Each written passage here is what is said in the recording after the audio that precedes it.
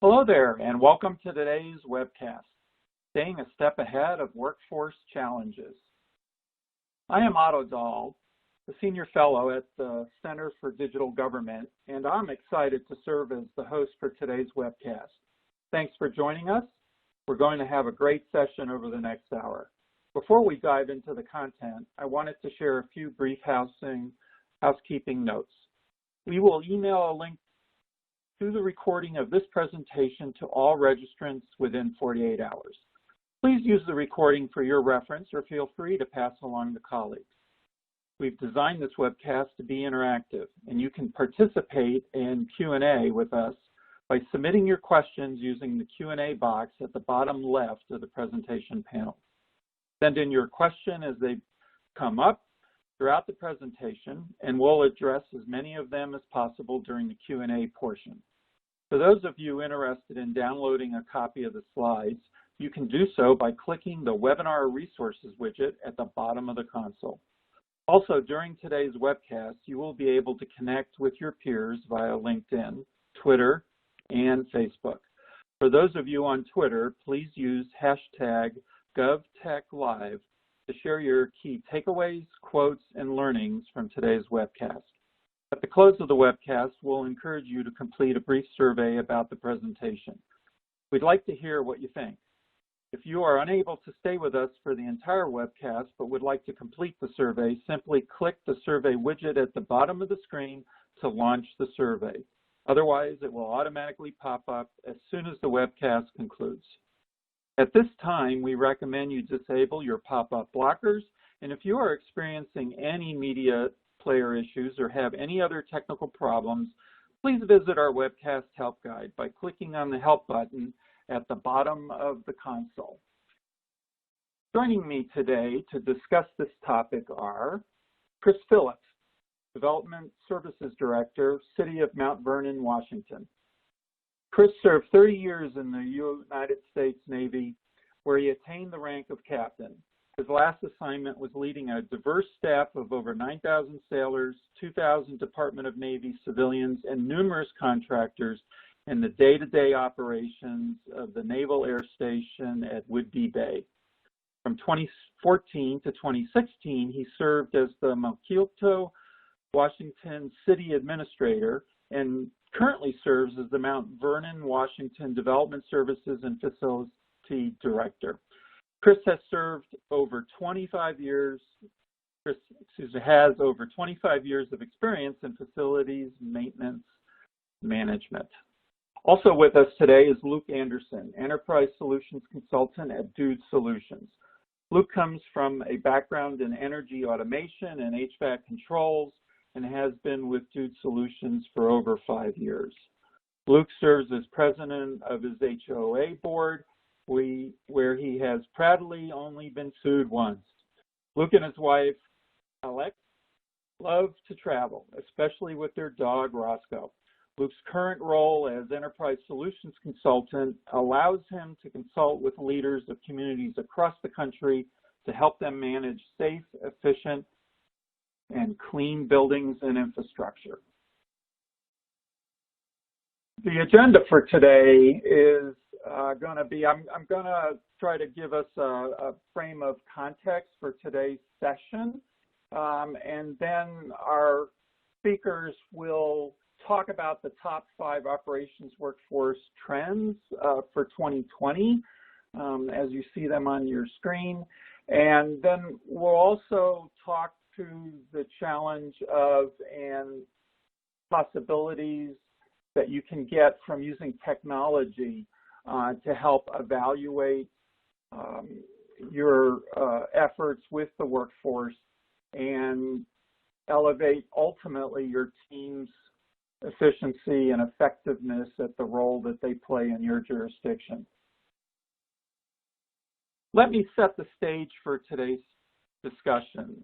As a CIO for both the state of South Dakota and the city of Minneapolis, Minnesota, recruitment, retention, career building of our employees was always on my mind. The importance of employee engagement and leadership development could not be underestimated. Considering the challenges of government employment practices, the competition with the private sector for skilled workers, the desire for a workforce that matches your constituent population, and achieving a healthy work-life balance for employees, I found training strategies at the forefront of managing an effective government workforce. My managers needed to plan training paths and learning objectives for their staff. They needed to constantly align the skilled staff to the jobs at hand, constantly monitoring to determine if we were achieving the outcomes that the organization was looking for. And we had to obtain the skills to handle an ever more complex set of information technologies and processes. Hence, helping my managers keep track of employee certifications, mandatory training completion, employee readiness, proficiencies, leadership skills, evaluating our day in and day out work was critical for my organization to succeed. We looked at technology to help us plan, track, and stay accountable with not only our training regimen, but also with the work that we were tasked for accomplishing. These same challenges and opportunities exist, of course, in all areas of government. So let's hear from our operations professionals about the workforce challenges they see and how they successfully navigate these waters. Without further ado, here is Luke Anderson. All right. Thank you, Otto. Thank you for that introduction. Like Otto mentioned, Luke Anderson here. Chris, if you want to go ahead and say a few words, that way the audience can get an understanding of what our voices sound like. Sure. This is Chris, again, City of Mount Vernon, and again, looking forward to the webinar. Yeah, absolutely. And Chris, I was definitely thrown off. I did not know you were a captain in the Navy, so I'm significantly more nervous now than I was earlier. No, I'm just kidding. But for the audience today, guys, everybody's here for the same reason. Pretty much nobody on this call has an unlimited budget and an unlimited pool of applicants, qualified applicants to pick from, right? Even the largest cities and states and the largest municipalities are dealing with the wave of retirements, the challenge with hiring new talent. So what we'd like to do actually is start with a poll. So if you guys don't mind, just take a couple of seconds here to fill out this poll. What is your biggest concern with operations in the workforce right now? Is it the baby boomers that are retiring? It's the folks coming in?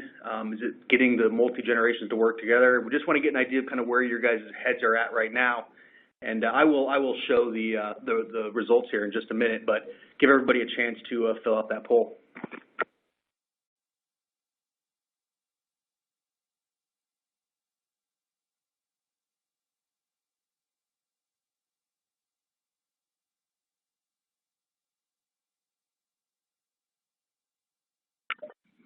All right, perfect. Well, all right, Otto, I think if we can hit the next slide, I think I can just press it, can I? Yeah. And we'll get the results here. Yep. Perfect. All right, so we got a pretty overwhelming recruiting and retaining top employees. And that's an interesting one. I definitely think recruiting and retention, though they are two different things, right? Recruiting and getting people to come in, but also keeping people to stay, even though they are two different activities, I think the solution to both of them oftentimes lies in the same outcome, right? The same types of technologies, the same types of structures, not only help with recruitment, but help with retention. And of course, number two is all of the above. So cool. Well, good. Well, hopefully we can get into some of that. So what I'd like to do, guys, just start with some basic statistics. So, when we talk about the workforce today, of course, everybody already knows that the baby boomer generation, we have 50,000 people a day retiring in this country. Right now, of course, that's across all industries. When we talk specifically in government, in the municipal, in the service industry, right, we look at things like facility management. Half of all facility managers are set to retire in the next 5 to 10 years. Right? There's going to be 7.6 million unfulfilled jobs with only about 6 million people that are going to be qualified to fill them. So the idea here is that the base core of our workforce is aging, and we do not have the same people coming in that we have in before.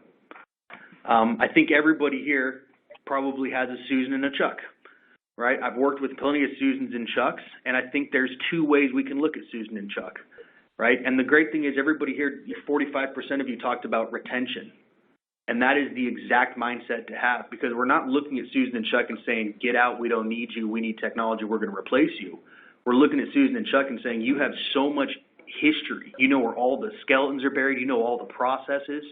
But you know what else Susan and Chuck also have, these two folks, they also have a legacy, right? They've worked for you for 15, 20 years. They don't want to walk away and leave everybody high and dry. Right, so we're going to talk about some ways that we can help leverage the Susans and the Chucks.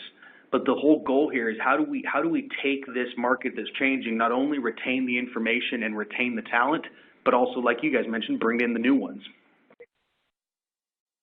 So these are some common questions. And Chris, I want to kind of lean on you a little bit here to kind of talk about what you have done. I've got a couple of examples and stories, but you know, some of the more common questions we hear, it always is about skilled labor. It's always, where are we going to find the next person? The way I like to think about it is, you know, we talk about supply and demand and economics. This is our demand. There is a high level of demand because our supply is starting to dwindle. So Chris, just kind of real high level from your perspective, you know, in a labor situation there at the town and where you were previously, what were some of the things that you guys thought about? Were there any things that kind of there on the left that kept you guys kind of quote unquote up at night? Oh yeah, I mean, part of the thing is again, in the public sector, you've got the mayor and the city council. I mean, they are the ones who control the funds and the funding, and part of that is, you know, how well can you articulate your need and you know, the cost of doing business. One of the things that we did when I was a city administrator, really what it came down to for the employee standpoint, and I met again with entry-level workers, our mid-level managers, as well as our senior directors, and really what it came down to was value. Do they feel valued, you know, in the workplace? We as leaders, you know, are we, I wouldn't say enabling bad behavior, but are we enabling our workforce, or are we actually leading our workforce? And one of the mantras that I had when I was in those leadership roles was the fact that you lead people and you manage things. So many times in the workforce that I've seen, you know, very good, competent managers get put into leadership positions and they have absolutely zero skills as far as the leadership goes because they were great technicians. And I think that's what's incumbent upon the internal discussion of, you know, how do you grow and maintain that particular workforce? How do you sit there and work with succession planning, making sure that, again, you know, an individual you may train up may move to another municipality because you've got somewhat of a flat organization, but the idea is that when they do leave, they have such a good understanding of your particular organization that they help out your, a sister city, if you will. But then as some job opportunity opens back up, you know, they're willing to come back. So I think, again, from a leadership perspective, is being able to, you know, look at a multifaceted issue, multi-generational issue, because, again, what motivates Susan, and I forgot the older gentleman that's in there, may be Chuck. Different than what Chuck. And yeah. what actually motivates a millennial who's coming out versus what motivates a Generation X. And I think, again, it's incumbent upon us in leadership positions to really be in tune with our emotional intelligence, really understanding the workforce and understanding what those value systems are in order to make our organizations run even more effective and efficient. And then being able to convey that to those decision makers, whether they be a council or it would be a board of trustees or something like that, that, you know, in order to recruit someone, say 6 months, interviews and all that, once we onboard them, you know, maybe another year before they are a no kidding up and ready individual providing, good, clear, concise work for our particular organization. And, a 2% pay raise or a 3% pay raise to keep that workforce in place versus 18 months of inefficient, ineffective work because we've got to go out there and do that recruiting effort and that hiring effort. And it is a labor of love. Well, and that is actually something we're going to talk about, which is the actual math behind what it costs to recruit versus what it costs to retain. And you're right. I think the big elephant in the room for a lot of governments too is that they can't compete with private wages. Right. Yep. In most Right. situations, we're not going to be able to pay that hourly rate. So we have the municipality, the government, the school. We have to do it in a way that's different, right? It may not be that dollar. And I think actually, Chris, you said something that's pretty profound. I don't want to get too deep into the concept, but the idea of making people feel valued. There's been a lot of research around the value of a person and the self-worth of a person, and actually how that pulls, not only does that pull people out of poverty, it pulls them out of many life situations by having them feel valued. And I think that's one of the things in government that you guys have as an advantage, is that you guys are public servants, right? You guys are doing the work in order for people to live their comfortable life in their community. Working as a facility, even though you may be making $40 an hour versus 25, but doing HVAC repair for a warehouse doesn't have the same quality of impact. So there's definitely that level of value that is a great topic to talk about. So transitioning on a little bit, I want to talk about the idea, right? So working with the changing workforce, what do we have to do in order to kind of keep up? And this is where we need to switch sides. So now we talked about the demand, right? We've talked about the folks retiring and the need for good work. So how do we talk about the supply side? How do we talk about where the state of the current labor market is, the folks that are coming up and learning? So thinking about Susan and Chuck again, right? This whole idea is we've got to do more than less. Do more with less. We're going to have a shortfall of workers. The same statistic as before, 50% of operations are going to be retired in the next 10 years, 5 to 10 years, right? Chris, you gave an example. You said 6 months to retain and bring on. The statistic we found, which was yours is worse than ours, man, was 93 days. So I need to find your source and bump that up so we have a better presentation. But you're exactly right. This idea of backfilling a position, it's not something that happens it's not like you're hiring a new waiter at a bar, right? We're hiring somebody that has to have skill and knowledge. So there is quite a process to get people there. So one of the bigger challenges, of course, that we're all doing is this idea of more with less. So what we want to be able to do is how do we use tools, right? And that's what the big push here is. How do we use technologies and how do we use tools to retain, to recruit, and to make sure that we're getting the most out of our staff, right? So it's, I'm not talking about having a better drill or a stronger flashlight. I'm not talking about hand tools. We're talking about as technology tools, communication tools, documentation tools, analyzing things, statistical tools, looking at information, making decisions in different ways, engaging with people in a different manner, right? So the kind of the first step with that, doing more with less, the first step is documenting, then analyzing, and then ongoing training. So those are kind of the three things that we'll talk about here. And Chris, I'm going to pick your brain as we kind of go through each of those things. But starting with documentation, right? In order to understand where we're going in the future, we've got to understand where we've been in the past, right? It's been said 100 different ways by musicians and everybody else along the lines of, if we don't know where we've been, how will we know where we're going to go? So the first thing we got to do is look at that documentation side. Right, talking about documenting of maintenance work, talking historical work, documentation of purchases, asset ages, public information, safety requirements. Chris, I know this has been a big thing you guys have done a lot of in Mount Vernon is a lot with those different types of programs. You talk a little bit about kind of what documentation means to you and kind of how that plays a role with the crew. Sure. So again, in my humble upbringing in the Navy, documentation was everything. Whether it was dealing with HR type of issues and progressive discipline to work orders. I'm a recovering naval aviator. So anything with the aircraft that we had wrong with it, there was documentation associated with it with a variety of different systems that we had there. Similarly, over in the public sector, same way with maintenance management here was, making sure that we took the information, and we had a Chuck that was here prior to me. I've only been in this position for the last 3 years here in Mount Vernon. But our Chuck was a gentleman named Rick, and Rick had a wealth of knowledge, had been with the city for over 30 years. But to be quite frank, if Rick was sick or Rick was on vacation, literally all motion stopped. And that was an easy assessment within my first probably 2 to 3 weeks there or here as his director.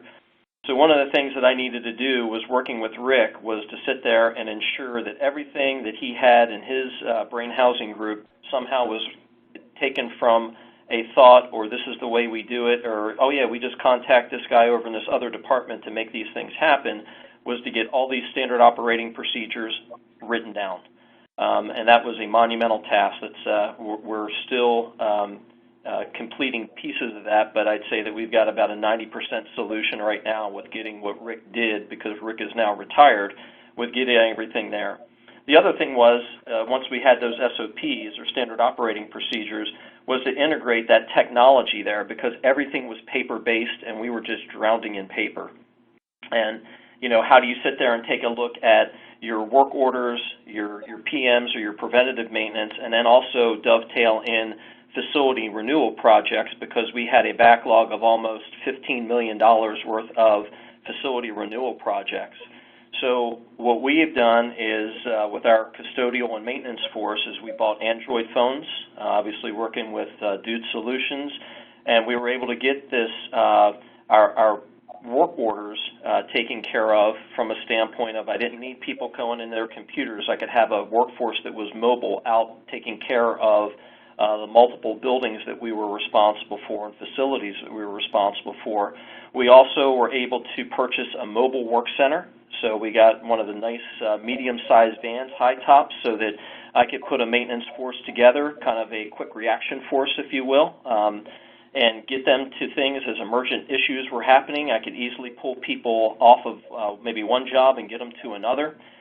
We invest in training. We do about 2 hours of training, whether that be classroom training, webinar training. We do on-the-job training all the time, just to make sure that our, we have good equipment orientation, we have good safety procedures that are involved in that. And then what allows the managers to do, and I would say me and the leadership side of the house, is really to continuously monitor and update the work orders as they're going through. I get a good understanding of what supplies are being used, which help me with budgeting and forecasting. I also am able to translate that information to our folks of why time equals money and where they're spending their time doing business. And again, the reflection back is always greater than the information put in, always learning. And the communication was very key. So we have building managers that are associated in each one of the facilities that we have that put in the work orders for us, and we do quarterly training with them just to make sure they're up to speed on what they're doing. What I'm able to do is then take the Dude Solution work order forms, and I meet quarterly with each one of the owners of each one of the buildings or the customers we have, just to let them know and give them a status update of what we're doing, how we're doing, and basically, as I would say, feeding the beast, so that when they leave there, they know exactly what's going on, they know exactly the impacts to the budgets that they have, and that their people are aware of the fact that, hey, there may be an issue with a certain portion of the building, but we are actually providing it. We have supply chain, management that's going on there. We provide updates so that they're informed and that their workforce then feels that, they're being listened, that they feel valued as well. And again, at the end of the day, making them more efficient and effective at what they do. And then the last thing I have, just a mantra that I had from my time in the military, was basically train, staff, and equip. My job is to make sure that I can get the budget, to get the training for my folks, to get all the qualifications that they need, and to continue to keep that, to make sure the sword, if you will, is sharp, and we're ready to go ahead and do the business that we need to do. The other part of it is staffing. This analytical data that I'm able to get and review, I'm able to build a business case analysis and a business case model to sit there and convince the mayor or to convince the city council that we need more of. And you could fill in the blank. That could be more equipment, more training, or more personnel as it relates. And then the last part is just the equipment piece. The van was something that they wanted for years, and to be able to bring that to fruition and to have a mobile workforce and then show them that, I care about what they're saying. Again, we have a very small but tight-knit group, and again, that communication is key, not only up and down the chain of command, but also amongst peers. So I would say that would be the horizontal side of the house to make sure all of our customers are aware of what's going on. And then we also use some active research tools that will put out surveys to a variety of the different buildings just to make sure that their needs are being met, and we do that on a monthly basis. I don't know if you intended to do this, Chris, but you put your money where your mouth is when you talked at the beginning about making people feel valued as the strategic point, and then later you're telling him this story, because that's essentially what you did. Is you had a process in place, it sounds like, with Rick, where work got done, but that's all that happened. Just the work got done. There was not really a credit given. There was not really any information learned from doing that work. Yeah, that's a good part. And then also, again, with Rick, you wanted to make sure that he was valued in all this as well, because this was not an indictment on him as a work center leader. This was more of something of how can we take something that's good and make it great. And you hit the nail on the head. I'm going to skip a couple of these slides because I think I want to jump to this one here, because what I think the big difference that a lot of folks, kind of where we want to lead you to kind of connect the dots here, is that once we take the process that the folks are already doing and we put it into this technology, right? So we're still fixing the problem at hand, but now the input that Rick gave, the ability for Rick to say, these are the repairs I did, which now helps justify Chris and the other leadership team to provide him that new workstation that they wanted, right? Talk about feeling value. Talk about your voice being heard, saying, hey, we want something to do our job better. And then the management actually saying, you know what, you're right. Here's some money, and let's get you what you're asking for. So I don't know if you made that connection, Chris, but it's exactly what you were talking about of making people feel value. And you did it through this process. So you documenting what you have, analyze it, and then you stole the last one, which is the training. Right. So the other part here, too, that I think is really important, and it adds a level of vulnerability to those who are in leadership positions, is flattening the organization.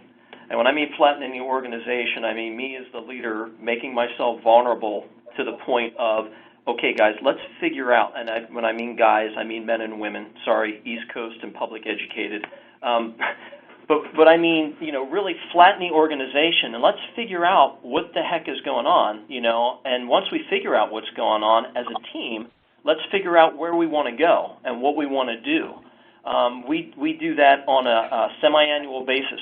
We do it, during budget season where we're in right now. I provide a brief to them at the end of the year, letting us know what's going on, and then we sit down and talk about those facility renewal items that we have to. Like I said, we still got a backlog of $13 million, dollars worth of equipment to go and take care of that's old, antiquated, and we need to do it. But again, at the end of the day, when I sit there and I talk to them about that conversation that I have with the council and the mayor, they're the appropriators, and there's a part of it that, hey, once they have cast the lots and that's all the money that we got, then it's our job to go and carry out the plan of the day as best as we can with the appropriations we have. It's not an indictment on our ability to do the job. It's just that there are multiple number one priorities in the city, and this is as much as we were able to get.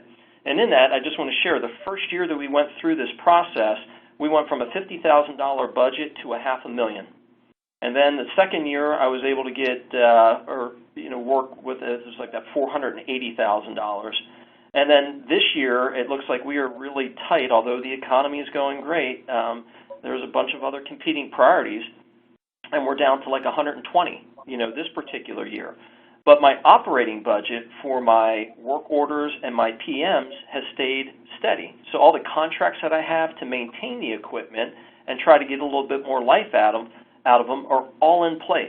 So I can take a little bit of risk, and that's what I shared with the council, that, hey, if something emergent pops up, I may be coming with you for an emergent issue.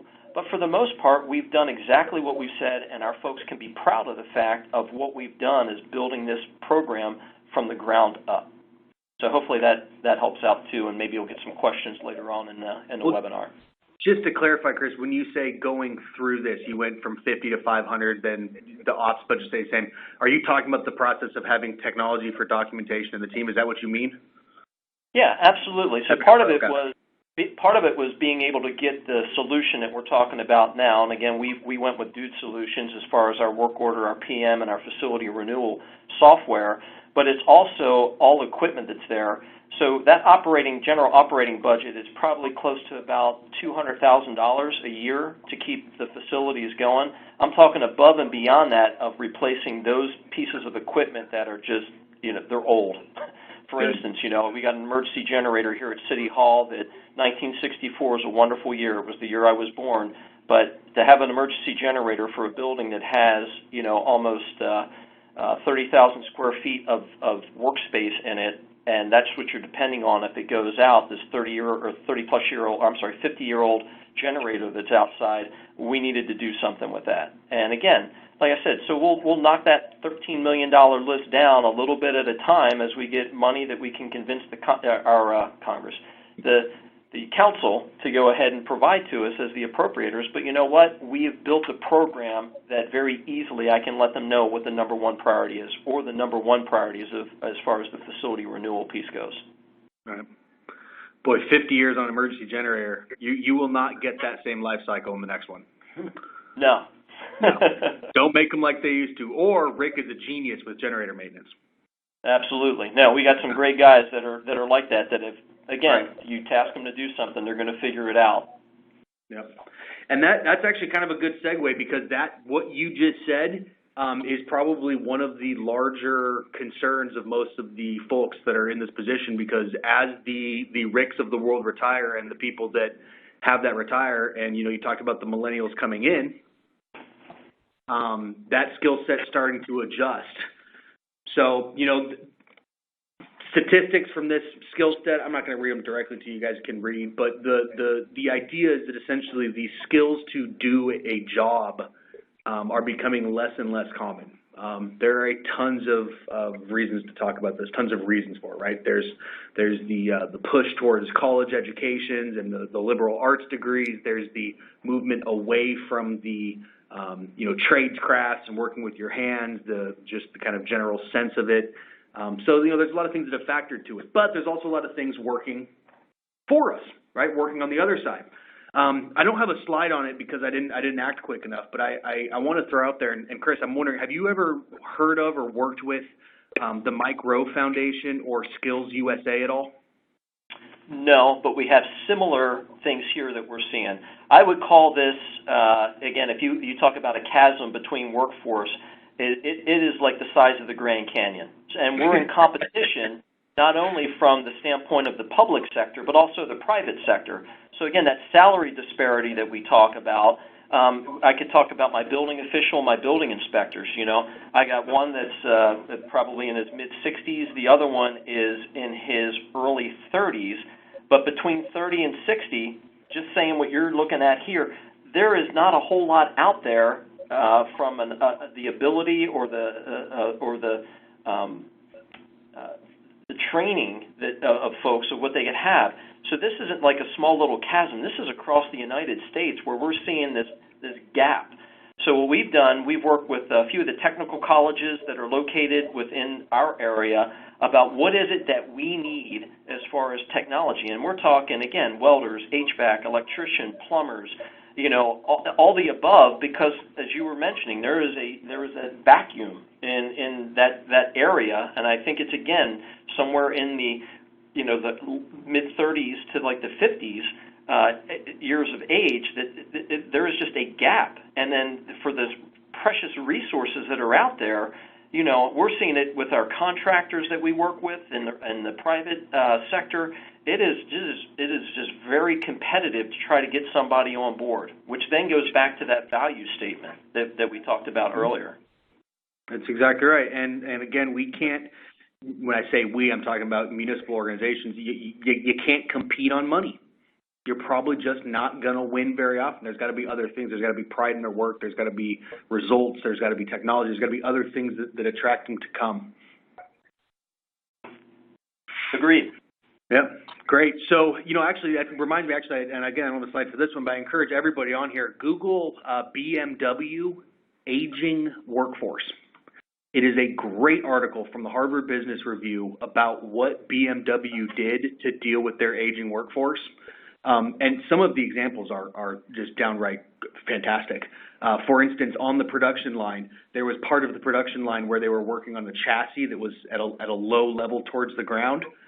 The aging workforce, you know what they did? They installed chairs with seats and cushions so that these factory workers didn't have to stand all day. They could sit and work on the chassis. So it's like these crazy kind of really cool ideas. There's a great article. So I just encourage everybody to look at it. But there really are three areas of skills that we're talking about here. Now, the gap that you just mentioned, Chris, it lives in that technical skill, right, which is that ability to turn that wrench or solve that problem. But I think also one of the things that there's a big gap is the soft skills, which is communication skills, listening skills, maturity skills, frankly. And like I said, this gets into the fact where you could have that manager who is great at the technical and great at the digital, but is, not there because they've never been provided any training in that softer skill. And there is a value to that soft skill, that ability to communicate, that ability to effectively lead. And that's why I said you can manage things, but to lead people, that quite frankly is an art, and it's a learned art. I don't think people are born. I think people are born to be leaders. I think, again, this is something that can be learned, and how much time do you instill in that? I'll let you know. We do a monthly training here where I provide leadership training. It's just sitting down. We talk about a variety of business case analysis. There's no right answer to it. It's all critical thinking. How do you think, and how do you communicate with others, and can you live by the golden rule? Treat others the way that you want to be treated. It sounds simple, but putting it into effect is something that I would consider to be an art that I've learned over the years. It's funny because it doesn't really matter where you go in the world. It's either the golden rule, they call it karma, they call it something else everywhere you go, but you're exactly right. Those soft skills, communication, collaboration, listening, critical thinking. I actually had a great story about this, and this is actually a long time ago, and this is up your alley. It's a military story from the Civil War. North and the South, obviously, there was a battle, and the South, during the battle, there was a strategic position on the flank. There was a ridge called Fishhook Ridge, and the South, the leader told his commander, told his captain the words were, "Take the ridge when practicable." Now, the word practicable was not a word that was used in common language. He was a Southern gentleman. It was a polite word to say, go do this. It didn't literally mean when it was practical, go do this, which is how the person he was giving the command to, who was a country farm worker, right, how he heard. So during this battle, they never went and reinforced this ridge because it was never very practical. So what eventually happened is the North put some reinforcements on that ridge, and this was, I want to say Gettysburg, and completely changed the process of that battle, right? So that simple communication of take this ridge when practicable, which was interpreted as take this ridge when you can, but was meant as take this immediately, right? Those are these kinds of soft skills that people were talking about. Just for the record, I did not serve in the Civil War. Oh, you were a little bit before. You already retired by that. I'm a little bit after that, but nonetheless, though, I appreciate that. I'm just kidding. I didn't mean to imply that, but now that I'm thinking about it. No. I didn't take it that way. I was just joking. I was just joking for the audience there. I'm old, but not that old. Yeah, that's important. Yeah, because if you were, you definitely have a good amount of experience. I had one other item on here, and it reminded me when we talk about active listening, because I think listening is important, but I think everybody listens, but what a lot of people don't do is they don't actively listen. And this is probably one of the stronger soft skills that it doesn't really matter what we're doing. It could be a maintenance technician, it could be a manager, it could be an HR representative, it could be a admin. It doesn't matter. Right, the ability to what we kind of call read between the lines, actively listen. Had a great example of this for a gentleman that I worked with that was spending thousands of dollars a month on elevator emergency vendors and could not figure out why. And every week he would just scream at the building occupants because they were calling emergency vendors for problems with the elevator doors. And what was happening was every weekend the maintenance team would leave, and by Sunday the elevators would be malfunctioning. Nobody would know why. They would call the contractor to come out. The contractor would come out and fix it. Well, what was being communicated but nobody was listening to was this contractor who was caught in the middle trying to tell everybody that the reason they had to keep coming out is because debris kept getting stuck in the door jams. So you know what this director did is when he finally realized this and he started listening to what was actually being said, is he put in a recurring maintenance schedule. So every day at Friday at 5 o'clock, they would take a can of compressed air and blow out all the tracks for the elevators. And that way, over the weekend, all the debris that would fall into the elevator track wouldn't be too much, so it wouldn't cause the doors to malfunction. So all of this shenanigans, all of this yelling, and all this back and forth was solved simply by implementing a process of cleaning out dirt because nobody wanted to listen to what the other person was having to deal with. So I think these soft skills, these really come through a lot of times, even if we're not talking about facilities or public works management. Yeah, I agree with you there. Again, a lot of times we're sitting here trying to treat symptoms, and instead of just kind of sitting on it and think about it a little bit more, maybe put a small group together, think about what it is that's there, and get to the fundamental issue. You get to the fundamental issue, you take care of the symptoms. I know that is a simplistic way of looking at it, but again, I cannot overemphasize that the flattening of the organization and taking the time to listen to your folks, put things in play, show the value statement of what they bring to the team, and then being able to, again, see things happen. And again, it's about praising in public, and if you got to reprimand or do something, you do that in private and get it in there. It's been, a great transition for me from the military coming into the public sector. A lot of the same soft skill sets that worked in the military work out here. And it's just a matter of people wanting to be listened to and then watch that action come into play. And I can tell you right now, literally, it's on autopilot. We still meet, we still talk about things, we're still adjusting things from a lean perspective of making things better, not being satisfied with where we are. But I tell you what, I'm more of a facilitator now than I would be anywhere else, because everybody that's in that group I put in charge of a project, whether you're the lowest person in the chain of command to someone that's in a mid-grade, and give them that project and give them the opportunity to lead and work cross-functionally across departments, and it's been wonderful to sit there and watch. Don't have any of the union issues of people coming in going, that's not my job description, because I always sit there and look at the other duties assigned. That's what we're doing right now, and it's to your benefit. And everything has worked out, like I said, pretty well over the last 2.5, 3 years here. That's awesome. That's awesome. Well, good. And then the third and final skill we talked about was just those digital skills. And the good thing about this is we're not talking about if I was doing a presentation in front of a bunch of developers, digital skills would be a whole different conversation. When we're talking about government, guys, we're talking about some pretty easy stuff. How to use a mobile app, right? How to use Microsoft Outlook. So there's a lot of great training and there's a lot of great information that's out there. And one of the things that I think we overlook too often is mentorship. There was a great study that was done that talked about the age of employees that wanted to be mentored. The most appealing were the 21 to 25-year-olds, the fresh out of college, which everybody knows. That's not news to anybody. What was news was the number two was the people that were 50 plus.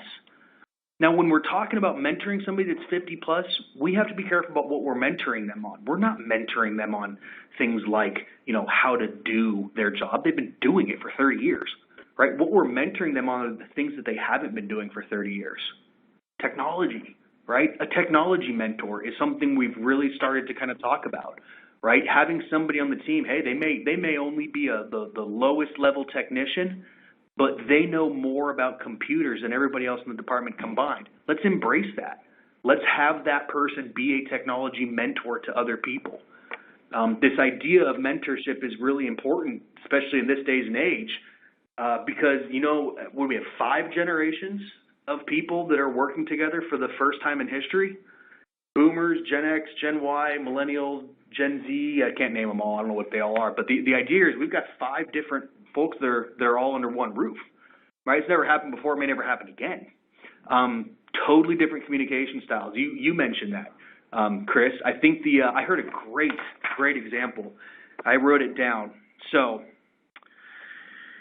In the past, if something was done incorrectly, you would walk over, you would say, this is done incorrectly, this is how you need to do it now. And the person that did it incorrectly, most of the time would say, understood, appreciate it, have a good day. That's not how millennials deal. That's not how they communicate. So what you do, this change, the same exact process, the same exact problem has occurred. You walk the millennial over and you say, why do you think this didn't work? Let them respond. And then follow that up with, how do you think you could have done it differently to be more effective next time? And this was this whole big study that looked at, instead of saying you did this wrong, fix it this way, you have to let the millennial, I love how the article, they called it the millennial, but you have to let the millennial come up with the idea as if it was their own. So when we talk about different communication styles, these are totally different ways of communicating when you're talking to a baby boomer or a Gen X versus a millennial. And again, really lends to the fact of knowing your workforce, knowing them. I mean, not just, hey, George, how's it going, but really knowing who they are and what makes them tick, which, again, from a leadership perspective, that's what we're being paid to do. And the mentorship is really a great thing, mentorship and internships. I know we talked about this at the very beginning. We talked about some of the numbers, but when we talk about retention versus recruitment, it's approximately, the studies have shown about 10x, right? That number goes up exponentially when you talk about knowledge, right? When we talk about replacing a RIC for you, Chris, right? You can't replace a RIC. Even if you could pay somebody $200,000 a year, there's not a soul available on the earth that could come in and replace Rick and the knowledge that he took, right? So this idea, right? So if we can retain, and I love the word retain, because they're not saying retain the employee. It's not realistic to retain your Chucks and your Susans for 100 years, but you can retain their knowledge, right? Retain what they know, retain their process, retain their data. And I think that's this big push with technology, right? Is we can put, and I think that's kind of a great place to kind of start ending here, is that if we can put technology in place to capture information, and then we can get the information from our Chucks and our Susans, from the people that have run our operations. They've run it the right way for 30 years, but there's just nothing in place for the next person. I think that's the big push that wants to come out. So the bottom line here, our kind of final slide, these are kind of the three big things I think it's real important that we kind of understand and start looking at. The workforce is retiring, and it's going to be difficult to find that skilled labor. How do we retain the information? How do we recruit these new people? Mitigating risk through technology, right? Not only will withstand the loss of people, but will help bring those new people in. And then finally, what Chris keeps reiterating, time and time again, which is perfect, was make this change a positive change, right? You can't just do this in a vacuum and ignore your team. You have to embrace your team and bring them along in with you. Chris, any final words from you before I just make a final wrap up here and we take questions from the audience? Sure. Last thing I would just have to say is that, as I talked about earlier about flattening the organization, and I call this kind of like the problem-solving piece to it, once we've all come to an agreement as to, hey, this is what we're going to do and everything like that, I go back to something I feel very comfortable with, which is I would call Napoleonic chain of command. I'm at the top and the worker bee at the very end, a varying strata of leadership management along the way. But again, I really think that is one thing to sit there and take a look at. If your organizations are having issues, who are the stakeholders to bring in to talk about making it better than what it currently is? Once you've come up with a game plan, then it goes back to more of a traditional chain of command, if you will, to make things happen. Annually, though, I make sure, or actually semi-annually, I make sure that we do what I call a how goes it. We flatten the organization again and just check, get a pulse. How are we going? Where are we going? What are we doing? What are the metrics that we're looking at in order to measure success or failure? And then we go from there and make adjustments if we have to. We're not so inculcated into one way of doing business. Pretty much as long as we're we advance in a direction. Don't care what the direction is, but we're going to advance in a direction and make sure that we're tackling something. But again, it's lessons learned and taking those lessons learned and then, bringing it back again to make sure that we're improving our processes of how we're doing business. And again, I would agree with you. Technology is great because it helps you build that business case analysis to be able to take the leadership and get the things that you want, whether that's training, personnel, or equipment. Perfect. And guys, that's a great kind of segue. So when we talk about technology, obviously Dude Solutions is not the only technology firm in the business. We are the largest. We are the top ranked from the ARC Advisory Group. Obviously, as Chris has mentioned, he's been working with us for a while, but we bring this information to you obviously because we have an interest to bring you as a client and obviously to make money as a company, but at the same time, we all live in communities too, right? I'm the president of my HOA. I pretty much manage a small city with my 272 homes that I'm responsible for. So, right, this is as much about hopefully giving you guys something to walk away with, and if there is something that we can provide you guys, that's awesome. If we have software solutions or tools that are a fit for your community, we'd love to talk to you about them. If not, hopefully we provide you some data that you can take and make some changes for the better. So we do have one final poll question that we'll pull up, and then we will we got a couple, at least 2 or 3 questions that have come in from the audience. So we'll go through those in just a minute and take it from there.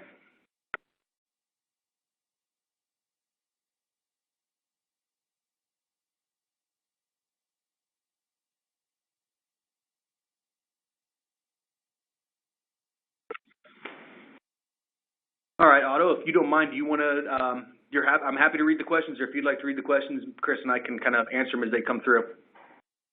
Yep, I will answer questions. Great conversation, gentlemen. We've got an attendee who's asking, isn't there a concern that the new technology itself will replace the jobs previously done by people?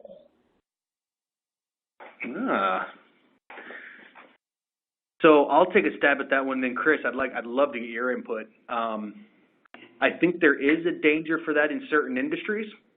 The idea that the ATM would kill the bank teller, right? That's always been that big fear. That didn't really happen, but the internet did kill the newspaper, right? So there's this idea that technology replacing roles, absolutely. But I think at the same time, I think the technology also solidifies people's roles because it makes them more irreplaceable. If it's not replacing, if it's not a basic task that a machine can do, then no, I don't see technology replacing it. A great example is Chris, right? He's used the technology in order to take data and make stronger decisions. If there wasn't a Chris in that role, there would have been nobody there to look at and use the data to apply it to Mount Vernon and make that choice. So, cool question though. Chris, any thoughts? Yeah, just briefly on this one is, I think again, depending on the industry, there could be, and I'm sure in the private sector, I know we have private sector partners that are out there now that could happen. On the public side of the house, my experience is that it actually is a force multiplier, if you will. It allows something to be like a strategic imperative. And what I mean by that is by having my guys out doing work and being connected by that cloud-based technology, it allows them to get more things done. As I mentioned, there's not a lacking of work. I've got $13 million worth of deferred maintenance. What this is allowing us to do is to keep the stuff that's that 50-year-old emergency generator where I got literally an artisan building piece parts to keep that thing going. Hey, that's a wonderful thing to have, but I don't think I'm putting his job in jeopardy by upgrading and bringing that new generator online. What he's going to be able to do, the other maintenance technician, is spend more time doing things in other areas where I need them. So it's not due to a lack of work, but it does allow, in my opinion, the workforce to be more efficient and effective and connected. And before, where I had all these different silos of excellence going out and doing work, now I can actually look at their work schedules and go, hey, I need this project that's going to take you two guys to work it out. So this week, I'm not going to tell you how to suck the egg. You got your morning routine, but I need this done by the end of the week, which is a 2-person job or a 3-person job, and then they go out and do it. And I'm telling you, the technology, from what I'm hearing, is providing that back. And again, I've got somebody who's a 30-something, and I have somebody who is a retired senior chief, in the Navy, and he's pushing 70 and still out here working. He was getting ready to retire, and he is one of the bigger proponents of this technology now. Like I said, Joe is his name, and he is wonderful to sit there and watch this 70-year-old guy with this 30-year-old guy go out there and do these things because they're teaching each other, just like you alluded to. Yeah. Okay. Got another good question here. Andy's asking, what is the recommended course you would encourage someone to take when their leadership refuses to recognize this need? Organizations hire individuals that are not leaders, therefore they do not have the necessary skills, abilities to empower staff, lead staff, acknowledge the efforts that need to be taken to improve processes, procedures, enhance their workforce. We are missing the opportunity to engage the younger generation to help improve and embrace new and innovative ways to improve our workforce. Wow. That's Chris, that's a good one. I think this is all you. Yeah, in this particular one, again, I've been part of organizations, even within the Navy. Every 3 years I had the opportunity to move to a different place and get promoted with that. On the civilian side of the house, when I was a city administrator, I was something very different than what the previous city administrator that was in that particular role. What I always enjoyed in this particular role is I managed by walking around. So if your leadership is one that does manage by walking around, I think that it would be appropriate for you to have what I would call a crucial conversation with that individual. Again, you just can't walk in and give them the fire hose. You know, that's probably not the right way of doing it. But you can build that relationship in a sense that you can sit down and really have a conversation. One of the things that we instituted was basically they called it an any mouse type of a setup. And basically it was like a SIA or a suggestion box. And initially some of the suggestions, I'll let you know, were rather wanting. I would laugh at them. But again, the other part of them, laugh at them just because, again, they were probably somewhat inappropriate, leave it to you that way. But the flip to that is there was a lot of things that came into that particular suggestion box that I was able to reflect back in group discussions with the entire workforce or the departments that I was working with. So again, all employees heard, hey, here's a suggestion that came from the field, and this has really got some merit to it. I'm going to dig into it and then be able to reflect that back. That's just something I learned over the years, but I would think that if you had that in your organization, that to set up a time or to set up an opportunity to meet with that individual or someone in your chain of command that could implement something like that. But that's a very tough thing because, again, you don't want to think that somebody would retaliate or would have some type of retribution against you just because you're making a suggestion to how things can work better. But I know that's out there as well. So I would just say tread lightly, try to build that relationship, and then ultimately have that nice, fundamental, crucial conversation with them as to how things might get better, or what are some suggestions you could do in order to alleviate an issue that you may be encountering. But I would definitely say tread lightly. All right. Thank you, gentlemen. I want to be respectful of our time commitment, so we'll have to wrap it up here. In closing, I would just like to thank Chris Phillips and Luke Anderson for sharing their insights on today's webcast. And I would also like to thank Dude Solutions for making it possible to have this important webcast discussion today. And thanks to our audience for spending the hour with us. We look forward to seeing you again soon at another government technology event. Have a great rest of your day, everyone.